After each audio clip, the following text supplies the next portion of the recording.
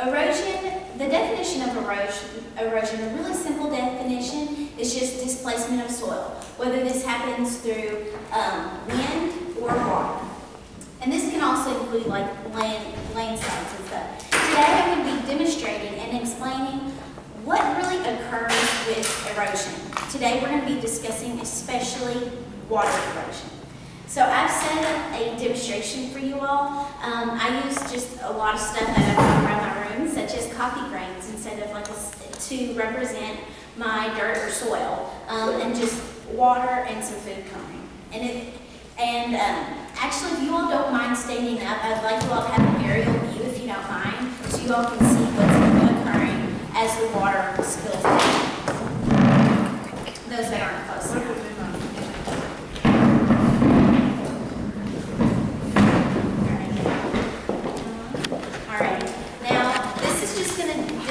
Illustrate the simplicity of, let's say a lot of rain occurred. This is very relevant to our farmland especially. Let's say big rainfall comes. This is going to illustrate what it is. This is my blue water, my rainfall, and let's just say it's pouring out, okay? All right, as you all can see, the displacement of the soil, it's taking it down. This is as if there was a slope going down the hill. This is pulling all the dirt. You all can see the illustration of how the dirt is just ran down. You all are welcome to sit back down at your seats, but I just really wanted you all to see that this is what occurs when water erosion happens. And it drags it down the hill. It is getting close. Alrighty. I have this just on now.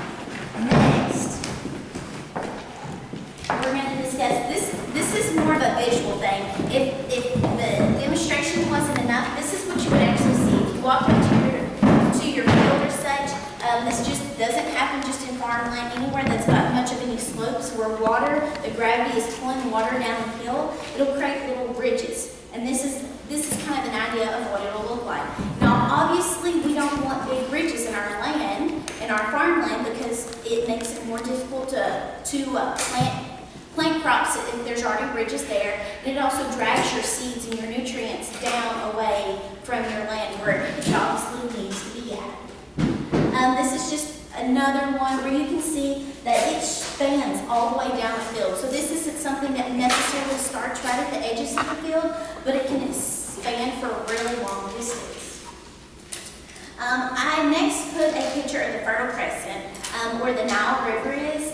This is a place where water erosion really had a big hit because they have such fertile soil that's got a lot of silt in it, and because their soil is so fine, and because it's silt, it carries a lot of it away. This is a real life example of how erosion really impacts.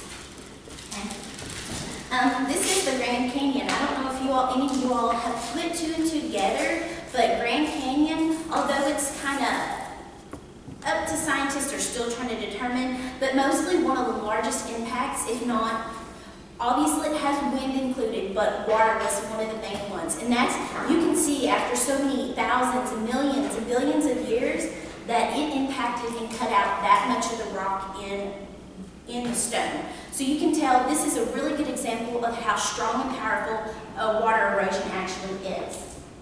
Next, this is ways you can prevent water erosion.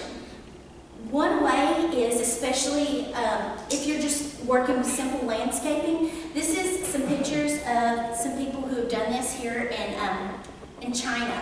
You can replant. The purpose of, a lot of times when water erosion happens and it drags a lot of soil and land away, is because there's not a lot of root systems. Root systems is what helps keep that soil in place in order that it is not dragged down the hill. And as you can tell in this picture, yes, they've got a slope, but to compensate for that, they built land, and that helps to build up the nutrients, build a root system to keep that soil from going down the hill as the water rushes down. And that is the end of my demonstration. But I hope, having seen the true demonstration, and being able to relate it to some real-life instances and places such as the Nile and the Grand Canyon, that you all have kind of an idea just how powerful water erosion can truly be.